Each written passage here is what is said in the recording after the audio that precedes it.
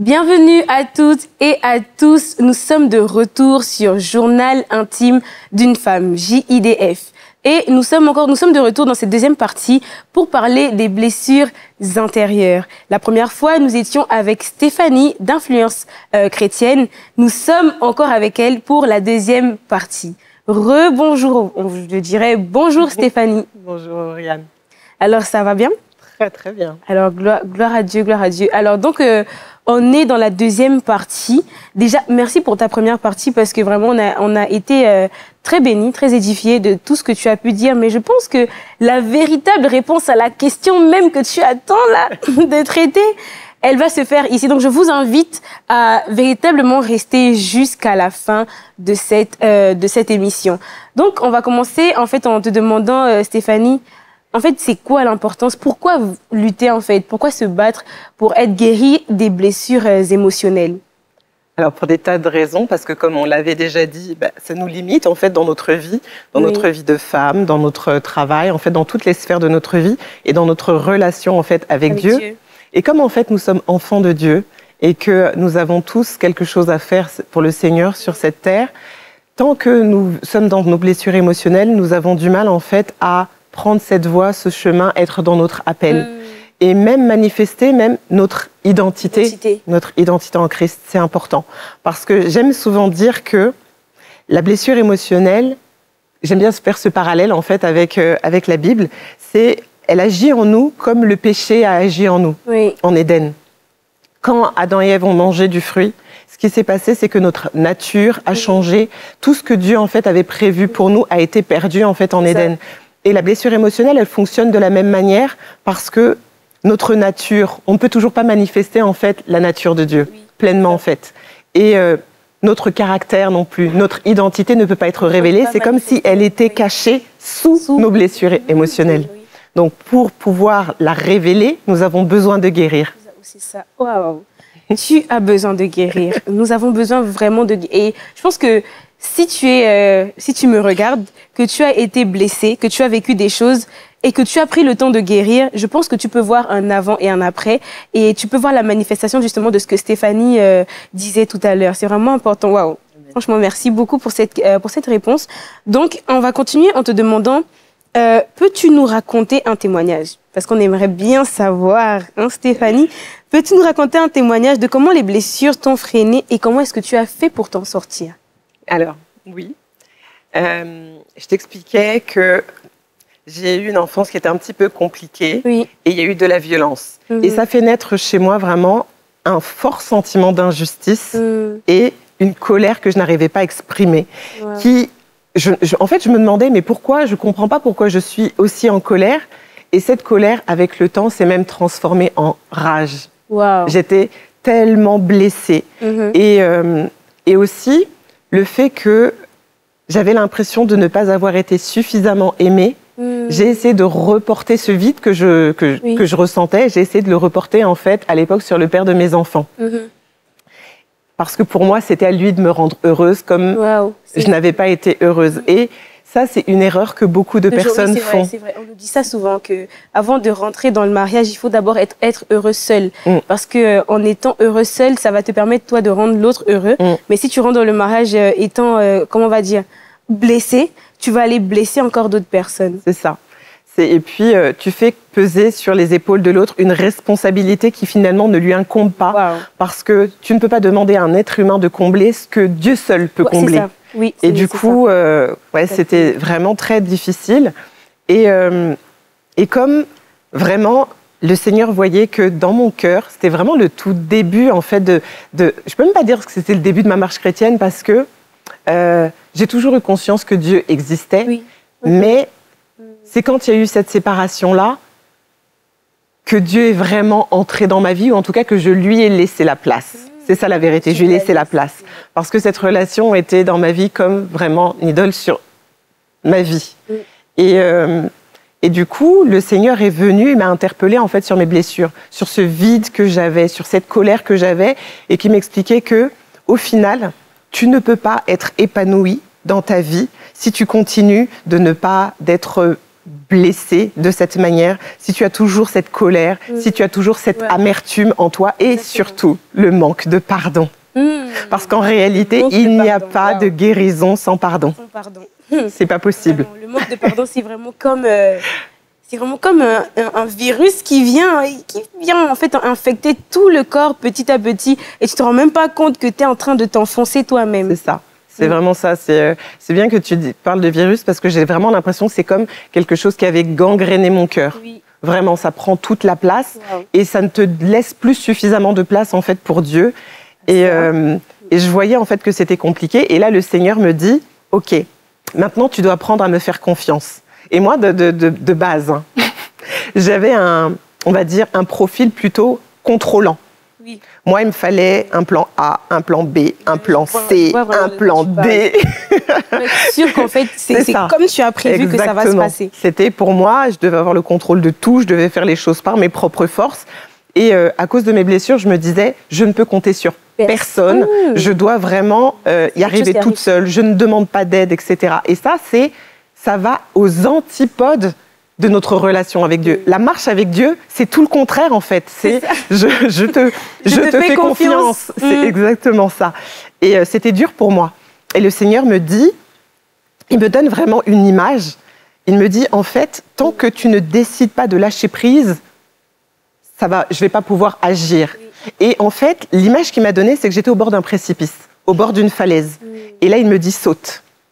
Wow. Et moi, je dis, Seigneur, ça va pas être possible, en fait, parce que si je saute, je vais mourir. Mais vraiment, littéralement, hein, c'est ce que je me disais. Il me disait, fais-moi confiance et saute.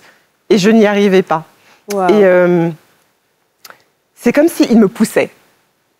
Et je tombe dans le précipice et je m'agrippe à une branche, tu sais, un peu comme dans les dessins animés, tu vois, voilà, la petite branche qui est là, tu sais même pas pourquoi. Exactement. Et je m'agrippe à ça. Et le Seigneur me dit, lâche. Et je dis, non, je ne peux pas. Et je le vois vraiment dans mon esprit, il s'installe, il prend une chaise et il me regarde. Il me dit, à un moment donné, tu seras bien obligé de lâcher. Wow. Et je me suis tellement agrippée et je pleurais parce que je souffrais. Et à un moment donné, je me suis dit, quand mes forces sont arrivées à bout, mais vraiment au bout du bout, j'ai lâché. Et en fait, je suis tombée dans quelque chose qui était tellement enveloppant, une présence enveloppante, l'amour de Dieu. C'est vraiment là, en fait, que je me suis dit, mais c'est juste incroyable. Si j'avais vraiment compris ça avant, si j'avais su ça avant, j'aurais lâché. Mais c'est ça. J'aurais sauté bien plus tôt. Et ça, c'est vraiment pour nous expliquer que tu ne peux pas avancer avec le Seigneur pour qu'il guérisse de tes blessures si tu n'acceptes pas de lâcher prise. C'est impossible. Parce que vous ne pouvez pas être deux aux commandes de ta vie. Ou c'est toi, ou c'est lui. Mais si c'est lui, tout ira bien. Mais si c'est toi, ta guérison ne pourra pas venir. Et c'est vraiment ce qu'il m'a enseigné. Et c'est comme ça, en fait, que je suis rentrée vraiment dans mon appel.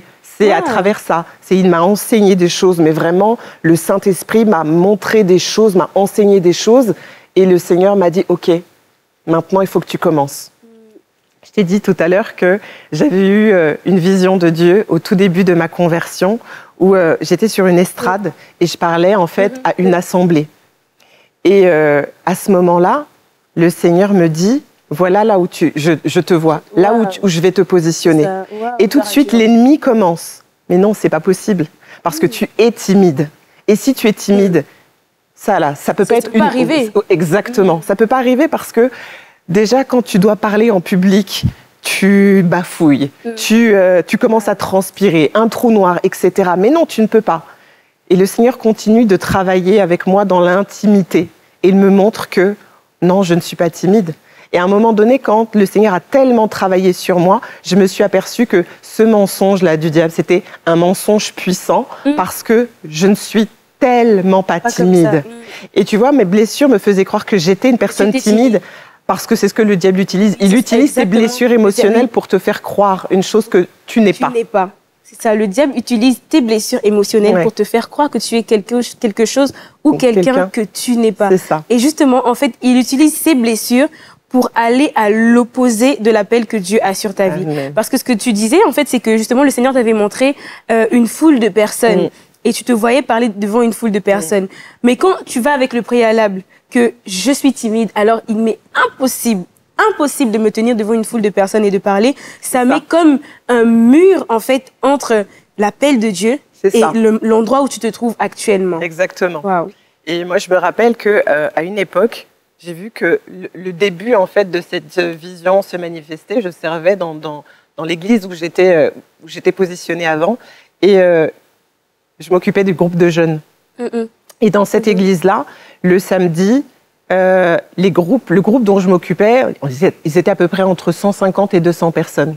Et effectivement, je suis arrivée sur une estrade avec un micro en parlant à une assemblée et je me suis rendu compte qu'en fait, j'étais très à l'aise.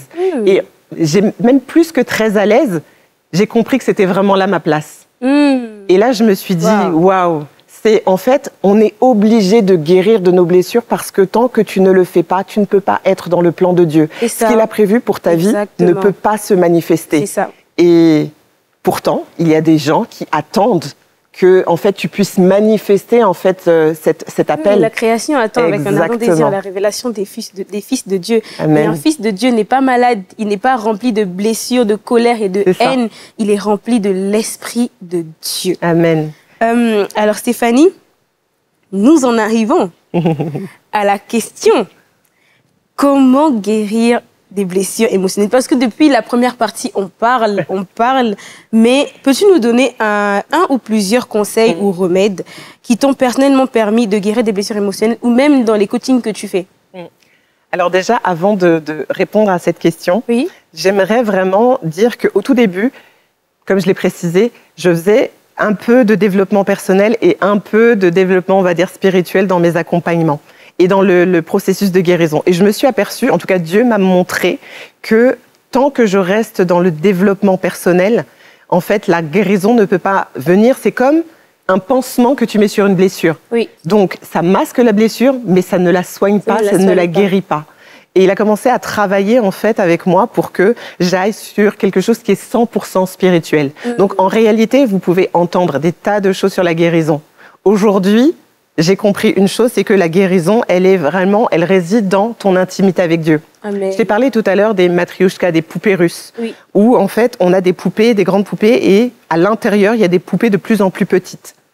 Et l'une des révélations que j'ai eues vraiment du Saint-Esprit, c'est pour que tu puisses vraiment guérir de tes blessures émotionnelles, tu es obligé de développer une intimité avec Dieu. Ça, c'est la première poupée. Amen. Ensuite, quand tu ouvres cette poupée, il faut que Dieu te donne la révélation de ton identité en Christ. Ton identité en Christ est la deuxième poupée. Amen. Et dans cette deuxième poupée, il y a une troisième poupée qui est ton héritage en Christ. Alléluia. Parce que Christ allait mourir à la croix. Et quand il allait mourir à la croix, il a dit que tout a été accompli. Il nous a donné la vie éternelle, il nous a donné l'abondance, il nous a donné la guérison divine, il nous a donné toutes ces choses. Et pourquoi, en fait, en tant que chrétien, on ne les voit pas manifester dans nos vies? C'est à cause de ça, c'est parce que nous n'avons pas encore conscience de notre identité. Exactement. Donc, pour manifester notre guérison, parce que quand on parle des blessures émotionnelles, on parle de ça, de guérison. Pour que tu puisses manifester ta guérison, il faut que tu comprennes qui tu es. Il faut que tu comprennes que ta guérison, elle t'est déjà acquise. Amen, c'est vrai. Ta guérison t'est déjà acquise. C'est par les meurtrissures de Christ que nous sommes guéris. Mais cette parole-là, elle est une parole sans puissance si tu ne comprends pas quelle est ton identité. Mais pour comprendre quelle est ton identité, tu es obligé de passer par une intimité avec le Seigneur. Ça veut dire que si tu veux guérir, la vraie clé, c'est développe ton intimité avec Dieu. Il te révélera ton identité. Amen. Et tu pourras saisir cette part d'héritage que tu as. Parce que la Bible nous dit que, dans Galates 4, au verset 1, que aussi longtemps que l'héritier est un enfant, il ne diffère en rien d'un esclave, quoi qu'il soit le maître de tout. Il te dit, en fait, ton héritage, tu l'as déjà, il est déjà acquis. Tu le possèdes déjà. Mais pourquoi tu ne peux pas encore en jouir? C'est parce que tu as besoin de grandir. Tu as besoin de comprendre comment manifester ton autorité. Et tant que tu ne comprends pas toutes ces choses-là, ta guérison, en fait, elle est un peu comme en suspens. Elle est comme bloquée quelque part. Exactement. Dans une boîte. Exactement. C'est pour ça que toutes les personnes qui n'ont pas d'intimité avec Dieu vont être limitées. Oh, wow. C'est vrai. Tu ne peux pas avoir de raccourci. Avec le Seigneur, tu ne peux pas avoir de raccourci. Tu ne peux pas dire, je veux atteindre directement la poupée numéro 3, où il y a mon héritage, donc ma guérison. Parce qu'en réalité, tu es obligé de commencer par le début. Le Seigneur, ton intimité avec lui, ton identité ensuite, et c'est là que tu peux atteindre ton héritage. Wow. Donc, il n'y a pas de raccourci. Wow. Il n'y a pas de raccourci. Il n'y a vraiment pas de raccourci. Et gloire à Dieu pour ce que tu dis.